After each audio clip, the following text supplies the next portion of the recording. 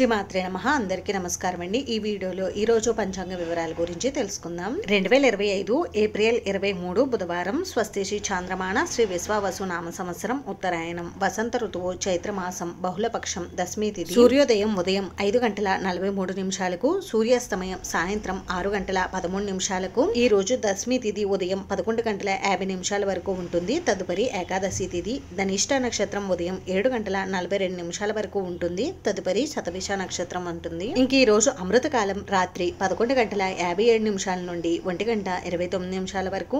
అభిజిత్ ముహూర్తం మధ్యాహ్నం 11 గంటల 53 నిమిషాల నుండి 12 గంటల 49 నిమిషాల వరకు. వర్జం మధ్యాహ్నం 2 గంటల 41 నిమిషాల నుండి 4 గంటల 13 నిమిషాల వరకు. రాహుకాలం మధ్యాహ్నం 12 గంటల నుండి 1 గంట 30 నిమిషాల వరకు.